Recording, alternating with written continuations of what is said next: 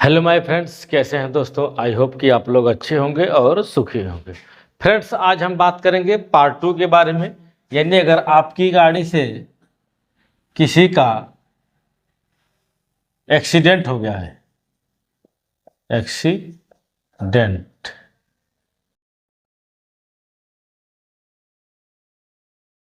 देखिए, अगर आपकी गाड़ी से किसी व्यक्ति का एक्सीडेंट हो गया है तो उस स्थिति में आप क्या कर सकते हैं।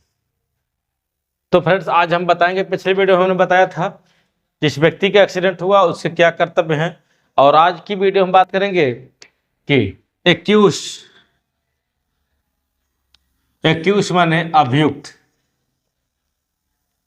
जिस व्यक्ति के एक्सीडेंट हुआ है, जिस व्यक्ति के द्वारा किसी गाड़ी से, तो उसका क्या कर्तव्य है दोस्तों। देखिए, अगर मान लीजिए आपकी गाड़ी से किसी भी व्यक्ति का एक्सीडेंट हो गया है और उस एक्सीडेंट के बाद उस व्यक्ति की डेथ हो गई है, या वह व्यक्ति को इंजरी हुई है, क्या हुई है, इंजरी, चोट लग गई है या उसकी मृत्यु हो गई है, तब उस स्थिति में आप क्या कर सकते हैं। तो फ्रेंड, सबसे पहले अगर ऐसे व्यक्ति किसी आपके द्वारा एक्सीडेंट होता है तो सीधी सी बात है, अगर आप गाड़ी चला रहे हैं तो आपके पास डीएल होना चाहिए। क्या होना चाहिए, डीएल, यानी ड्राइविंग लाइसेंस आपका होना मस्ट है। अगर कोई भी गाड़ी चला रहे हो, आप 2 व्हीलर, 4 व्हीलर, 6 व्हीलर, कुछ भी गाड़ी चला रहे हैं, आपके पास डीएल होना अनिवार्य है। दूसरी बात, आप जिस गाड़ी को चला रहे हैं वो उसका इंश्योरेंस होना चाहिए, इंश्योरेंस। अगर इंश्योरेंस नहीं है तो उसका मालिक समझेगा, जिसकी आप गाड़ी चला रहे हैं उसके समझेगा कि उसको क्या करना है। तो देखिए, अगर आपकी गाड़ी से एक्सीडेंट हो गया तो घबराने की बात बिल्कुल ही नहीं है। कुछ लोग ऐसा होता है कि घबरा करके तुरंत थाना उना में दलालों के माध्यम फंस के 10-50 हज़ार थाने में फूंक देते हैं। तो ऐसा आपको नहीं करना है। आपकी गाड़ी से किसी की मौत भी हो गई है तब भी आपको घबराने की बिल्कुल ज़रूरत नहीं है। बस असरते आपके पास डीएल होना चाहिए। तो उस स्थिति में क्या हो सकता है कि अगर मान लीजिए किसी की मृत्यु हो गई तो सेक्शन 106 के तहत आपके खिलाफ एफआईआर दर्ज होगी, बीएनएस। इसके साथ 281 भी लग सकता है, या फिर अगर सिर्फ इंजरी हुई है तो 281, 125A, 125B, ये सब चीजें लग सकती हैं। बात समझ में आया। यानी कि बीएनएस की धारा 125A, 125B, 281 इंजरी में है, और डेथ हुई है तो 281, 106 बीएनएस में। इसका मतलब होता है कि आपकी लापरवाही पूर्वक किसी को कम चोट आई है या फिर किसी को गंभीर चोट आई है। 125 एक मतलब बी का मतलब यह है कम चोट है, गंभीर चोट है, लेकिन लापरवाही हुई तो 281। लेकिन अगर लापरवाही पूर्वक किसी व्यक्ति की मौत हो गई है तब वहां पर सेक्शन 106 बीएनएस। बात समझ में आई। अब देखिए, जब एफआईआर एक्सीडेंट हुआ है तो घबराइएगा मत। अगर आप गिरफ्तार हो गए हैं तो भी कोई बात नहीं है, पुलिस ने आपको मौके पर पकड़ लिया, नो टेंशन, टेंशन नहीं लेने का। तो पुलिस ले जाएगी आपको, आपके खिलाफ एफआईआर होगा और कुछ कानूनी कार्रवाई होकर फिर आपको छोड़ दिया जाएगा, क्योंकि यह चालानी धारा नहीं होती है। लेकिन इसी में फंस जाते हैं कुछ अभियुक्त व्यक्ति, एक्यूज व्यक्ति, दलालों के चक्कर में कि हमको भाई 10-50 हज़ार ले लो, हमको जेल ना जाना पड़े। तो वो लोग कहते हैं कि हम तुमको बचा लेंगे, नहीं तो तुमको 1 महीना, 6 महीना, इतना दिन जेल में रहना पड़ेगा, तुम्हारे वजह से मर्डर हुआ है। लोग मर्डर की गिनती करते हैं, तो ऐसा नहीं है, यह मर्डर में नहीं आता है, यह लापरवाही पूर्वक, भाई गलती हो गई, मैसेंजरी चीज़ है। तो उस स्थिति में आपको पैसा वैसा बिल्कुल भी नहीं देना है, सीधे सीधे आपको ठीक कह दीजिए, भाई ठीक है मेरी चालान कर दीजिए, तो वहाँ पर एफआईआर हो जाता। अब देखिए, एफआईआर हो गया है, आप मुलजिम बन गए हैं, तो आप जाकर के कोर्ट में कहाँ जाएंगे, सीधे कोर्ट में।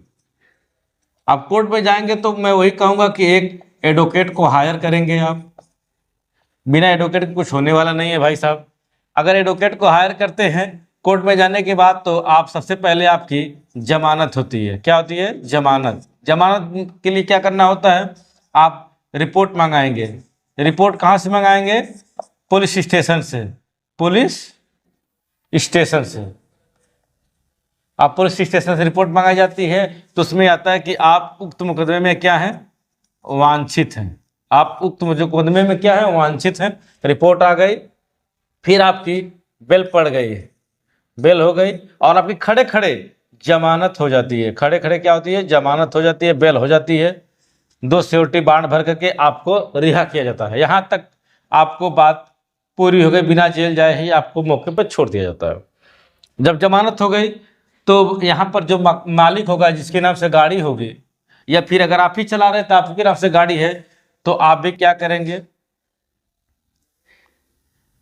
अब उस गाड़ी के वांछित होने के बाद, अभी तो हमने अभियुक्त के वांछित होने के बाद रिपोर्ट मंगवाया था, अब वाहन के वांछित होने के बाबत, वाहन के वांछित के बाबत रिपोर्ट मांगेंगे। कहां से मांगेंगे, कोर्ट के माध्यम से। कहां से मांगेंगे, पुलिस स्टेशन से मांगेंगे। रिपोर्ट कहां से मांगेंगे, पुलिस स्टेशन से मांगेंगे। वहां से आ जाएगा, तब क्या करेंगे, जब रिपोर्ट आ गई है तो आप 203A का कंप्लायंस कोर्ट द्वारा करवाना होता है। कहां से, कोर्ट द्वारा 203A का कंप्लायंस होता है। इसका मतलब ये होता है कि आपने जो डीएल लगाया है, जो आरसी लगाई है, जो इंश्योरेंस लगाया है, वह सही है, प्रमाणित है कि नहीं प्रमाणित है, इसको क्या किया जाता है, प्रमाणित कराया जाता है। प्रमाणित कहां से होगा, या तो बीमा कंपनी प्रमाणित करेगी या फिर आरटीओ प्रमाणित करेगी। कहां पर, या तो बीमा कंपनी या फिर आरटीओ। वहां से 203A का कंप्लायंस करवाना होता है। और जब कंप्लायंस होकर आ जाएगा तो आपको सारे ओरिजिनल डॉक्यूमेंट्स, इन तीनों चीजों को ओरिजिनल डॉक्यूमेंट लेकर के आप कोर्ट में सबमिट करेंगे।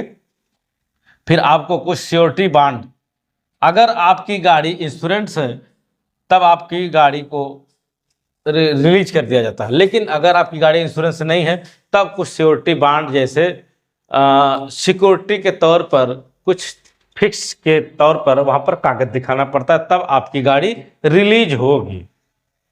देखिए, अब गाड़ी यहां पर रिलीज हो गई, आपका काम, वाहन मालिक की गाड़ी छूट गई, मामला खत्म। लेकिन जो अभियुक्त व्यक्ति है उसके नाम से मुकदमा चलेगा, जो एक्यूज व्यक्ति है इसके नाम से मुकदमा चलेगा।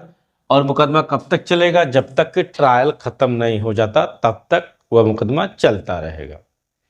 दूसरी बात, ठीक है, मान लीजिए आपने इतना काम कर लिया, लेकिन जो एक्सीडेंट हुआ है वह व्यक्ति मान लीजिए आपके खिलाफ क्लेम कर दिया है। यानी अभी मैंने पिछले वीडियो में बताया था क्लेम के बारे में, अगर क्लेम कर दिया है तब क्या होगा, तब भाई जो ड्राइवर साहब होंगे उनके खिलाफ, उनके यहाँ भी नोटिस जाएगी, वाहन स्वामी के पास भी नोटिस जाएगी, और साथ ही साथ इंश्योरेंस कंपनी को भी नोटिस जाएगी। तीनों को नोटिस जाएगी। अगर इंश्योरेंस है तो डीएल जिसका लगा है उस व्यक्ति के ऊपर कोई जुर्माना नहीं लगेगा, वाहन मालिक जो है उसके खिलाफ भी कोई जुर्माना नहीं लगेगा, लेकिन इंश्योरेंस कंपनी ही सारा मुआवजा भरती है।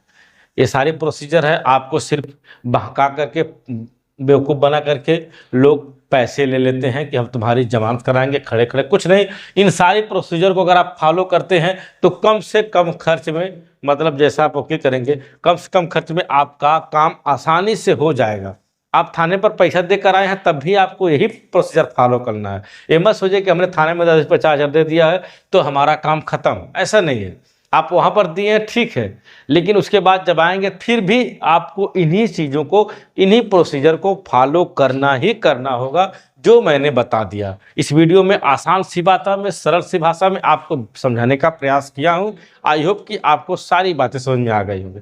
तो फ्रेंड्स, ऐसी ही वीडियो देखने के लिए आप मेरे चैनल को जरूर सब्सक्राइब करें। हम अपने यूट्यूब चैनल पर अच्छा और बेस्ट कंटेंट, अनुभव पर आधारित कंटेंट देते हैं ताकि आपको किसी प्रकार की समस्या का सामना ना करना पड़े। तो फ्रेंड्स, आज की वीडियो में फिलहाल इतना ही, मिलते हैं किसी नेक्स्ट वीडियो में। तब तक के चैनल पर बने रहें। नमस्कार, जय हिंद।